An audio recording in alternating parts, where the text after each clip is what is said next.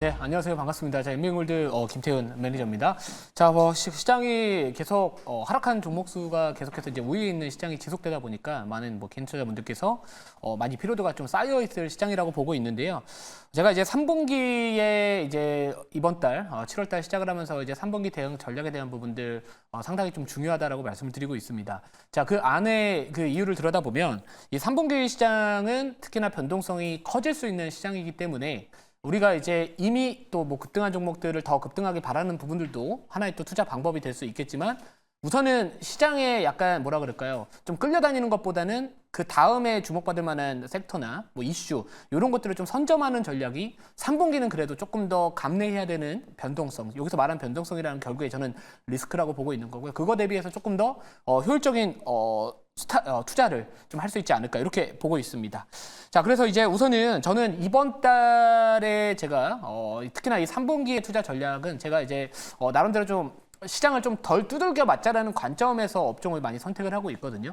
예를 들면은 이제 바이오 섹터 같은 경우에는 금리 인하와 관련된 수혜주로 볼 수 있겠지만 최근에 이제 트럼프 후보의 지지율이 더 높아지면서 토론회 이후로 더 높아지면서 이제 앞으로 이제 이런 관세 그 뭐죠? 세수인가요? 갑자기 생각이 안 나네요.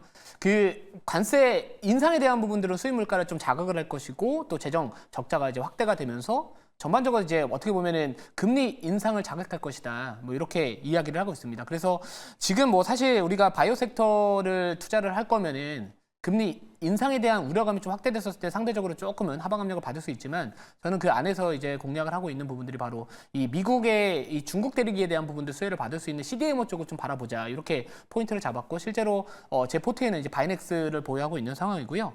또 게다가 이제 이 트럼프 후보의 지지율이 앞으로 더 높아지고 또 지금 어떻게 보면 계속해서 시장에서 변동성이 확대된다면 저는 이제 방산 섹터에 대한 부분들도 하나의 수혜 업종으로서 좀 빠지더라도 좀 다른 섹터들보다는 덜 빠지지 않을까라는 관점에서 3분기 변동성 시장에 좀 대비를 하자 이렇게 포인트를 잡고 있습니다. 자, 리뷰 먼저 좀 도와드릴게요. 리뷰 도와드릴 건데 포트 한번 보여주시면은 포트 한번 보여주세요. 네, 포트 한번 보여주시면 제가 하나씩 말씀을 좀 드리도록 하겠습니다. 이제 곧 나올 거예요. 예. 짠, 네.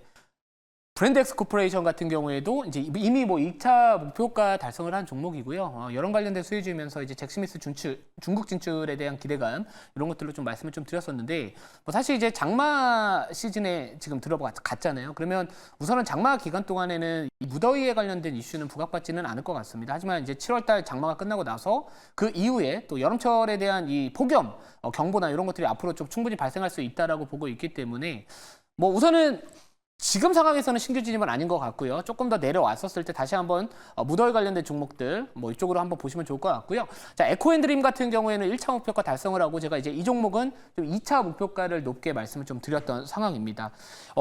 에코앤드림 같은 경우는 이제 전구체 쇼티지에 대한 부분들 포인트로 또 게다가 이 새만금 공장에 대한 부분들 이런 것들 이제 캐파가 늘어나게 된다면은 충분히 저는 큰 수익도 한번 기대해 볼 수 있는 종목이지 않을까 해서 제가 이번 달 수익률 경쟁에서는 아마도 이 에코앤드림의 역할이 좀 크지 않을까 이렇게 보고 있고요.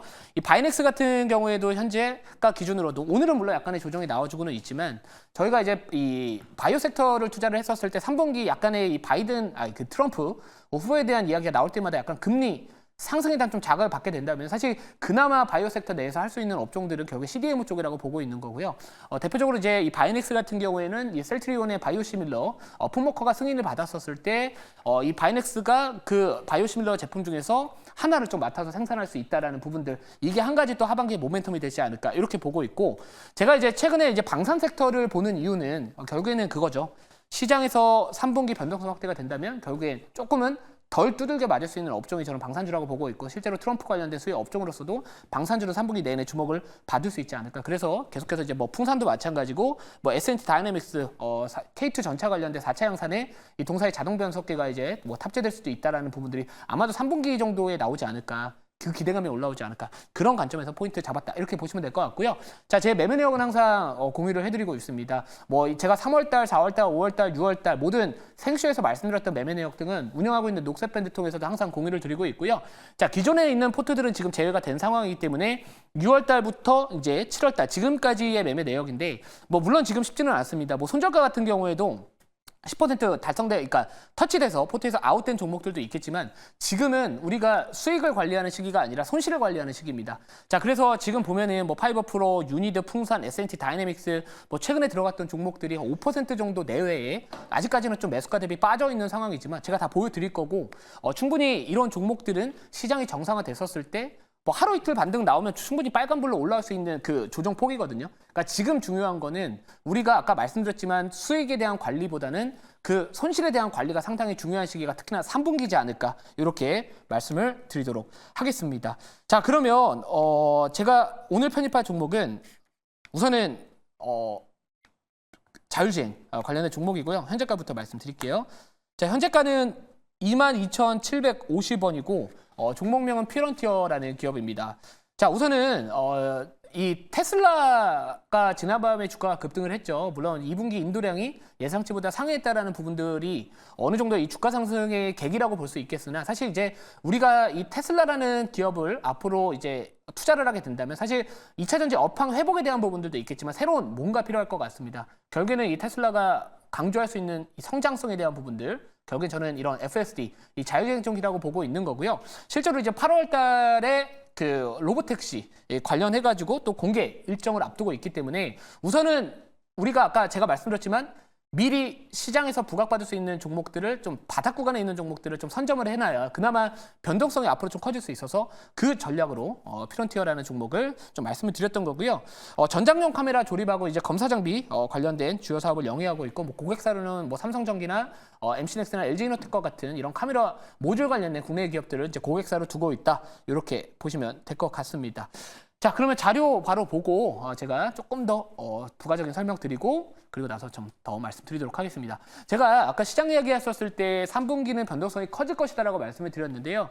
자, 이 그래프를 한번 보시면은 우선은 토론회 이후에 변동성이 확대되는 경향이 있다라는 내용들입니다. 원래 일반적으로는 미국의 대선 토론회는 9월 달에 진행을 하는데 이번에 땡겨서 시작을 했습니다. 자, 왜 땡겨서 시작을 했느냐? 결국에 이 바이든 측에서 요구를 했고요. 결국에는 뭔가 요구를 했다라는 거는 좀 밀리고 있다라는 거거든요. 그래서 분위기 전환을 하려고 했었는데 막상 뚜껑을 열어보니까 오히려 이 트럼프 후보에 대한 지지율이 더 높아졌다라는 결과. 좀 어떻게 보면 약간은 이 바이든 현 대통령의 이 수혜 업종들을 투자하시는 분들 같은 게 좀 아쉬울 수 있는 소식이겠지만, 자, 지금 보면은 토론회 이후에 주가 변동성이 상당히 올라옵니다. 근데 막상 대선 직전에는 더 이상 변동성이 커지지 않고 오히려 이제 대선이 진행이 나서 이 불확실성 해소가 되면서 이제는 변동성이 좀 이렇게 안정화되는 모습을 보여주거든요. 자, 그래서 제가 봤었을 때는 우선은 3분기가 아마도 이런 변동성이 좀 커질 수 있는 장세이지 않을까라는 관점에서 우리가 그럼 투자를 하게 된다면 이미 급등한 종목들 뭐 이렇게 단기로 매매하시는 분들 충분히 가능할 수도 있겠지만 뭐 제 투자 성향상은 우선은 이슈가 붙을 수 있고 3분기에 어떤 일정이나 모멘텀이 있을 수 있고 시장에서 대표할 수 있는 그 키워드가 중요할 것 같은데 저는 그 키워드가 바로 이 테슬라라고 보고 있는 겁니다. 그래서 그쪽과 관련된 자율주행 테마는 아무튼 간에 변동성 확대 시점에서는 조금 아직까지 주가 자체가 바닥 구간에 있는 종목들이 많기 때문에 빠지더라도 좀 덜 빠지고 이슈 받았을 땐 조금 더 수급이 몰리면서 좀 더 많이 상승할 수 있는 손익비가 높은 테마이지 않을까 이렇게 좀 말씀을 드리는 부분이고요. 자, 다음 자료 한번 더 볼게요. 자, 그리고 이제 정권 교체가 예상되는 해에 달러 변동성이 확대가 됩니다. 자, 그러면 달러 변동성이 확대된다는 얘기는 결국에 우리나라 원달러 환율도 변동성이 커진다라고 저는 판단할 수 있을 것 같은데 지금 이제 바이든 현 대통령이 지금 민주당이 정권을 잡고 있는데 만약에 이 트럼프 전 대통령이 이번에 당선이 된다 아니면 그 가능성이 높아지게 되면은 결국에 이 달러 인덱스도 상승할 가능성이 높습니다. 그러면 결국에 우리나라 원달러 환율도 같이 상승을 하면서 관련된 시장에 대한 변동성이 또 확대되면서 아까 제가 말씀드렸지만 제가 그럼 결국에는 이 변동성이 확대됐었을 때 뭐 수출주가 하나의 또 포인트가 될 수도 있는 거고요. 뭐 최근에 이 밸류 프로그램 관련된 종목들도 어떻게 보면 약간은 좀 피해갈 수 있는 부분들 때문에 수급이 조금 더 쏠리지 않고 있나 이렇게 보고 있기 때문에 우선은 제가 뭐 이거는 자율주행 쪽으로 설명드리기보다는 3분기에 우리가 어떤 식으로 투자 전략을 잡아야 될지에 대한 부분들 포커스를 두시고 변동성 커지는 거에 대한 대비를 충분히 좀 지금부터라도 해야 되지 않을까 이렇게 좀 말씀을 드리도록 하겠습니다. 자, 다음 자료 볼게요.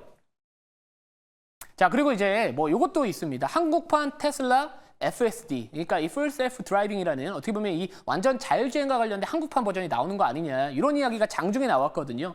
자, 내년에 레벨 4 전국 도로망 자율주행 지도 구축한다라고 하면서 뭐 관련된 종목으로 뭐 팅크웨어나 이런 종목들도 올라갔지만 결국 지금 분위기 자체가 테슬라라는 어떻게 보면 이 자율주행 쪽 관련해서 대표할 수 있는 기업의 주가가 최근 들어서 좀 좋은 모습을 보여주고 있다는 것. 그리고 테슬라는 또 최근에 이 중국 쪽 관련된 또 호재성 이슈도 있었기 때문에 이 자율주행 관련해서 있었기 때문에 우선은 8월 달에 로보택시 공개 전까지는 그 기대감이 그래도 좀 당분간 지속되지 않을까 이런 관점에서 포인트를 잡아봤다. 이렇게 보시면 될 것 같습니다. 자, 그러면 질문 받아보고 추가적인 가격 전략 말씀을 드릴게요. 네, 제가 질문을 해보도록 하겠습니다. 이제 어제 테슬라가 이제 급반등이 나와가지고 관련된 종목들은 오늘 아침부터 이제 많이 올랐는데 관련된 이제 뭐 테슬라도 자율주행을 하니까 또 같이 또 오른 것 같습니다.